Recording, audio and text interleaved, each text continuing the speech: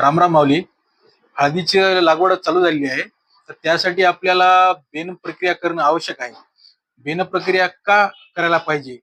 तर बुरशीजन्य रोग, कंदसड आणि मूळकूज यासाठी आपल्याला बेन प्रक्रिया करणं खूप आवश्यक आहे. तर त्यामध्ये आपण क्लोरो 20%, थायमोथॉक्झाईन 30% किंवा कार्बोनिजम मॅन्कोजेब, मेटलॅक्झिन मॅन्कोजेब हे बुरशीनाशक व कीटकनाशक आपण वापरू शकतो. पण याच्यामध्ये तफावत आहे की काही केसमध्ये असं झालेलं आहे की क्लोरो किंवा गॅस पॉइझन युक्त जे आपण केमिकल वापरतोय त्याच्यामध्ये मुळ्या डॅमेज होतात. असं काय म्हणणं आहे, ते बघून किंवा प्रमाण व्यवस्थित वापरलं तर ते आपल्याला सोयीचं ठरेल. तर कार्बनडिझम आणि मॅन्कोजियम हे जर तुम्ही घेतलात तर ते तुम्ही एका लिटरसाठी 3 ते 4 ग्राम प्रति लिटर वापरायचं आहे. आणि काही शेतकरी ट्रायकोडर्मा पीएसबी हे वापरतात.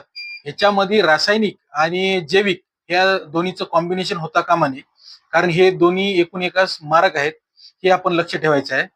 तर याच्यासोबत आपण जर एक्स्ट्रा आपल्याला कोणतं ऍड करायचं असेल मॉलिक्युल, त्याच्यामध्ये आपण ह्युमिक घेऊ शकता मूळ मूळ वाढवण्यासाठी.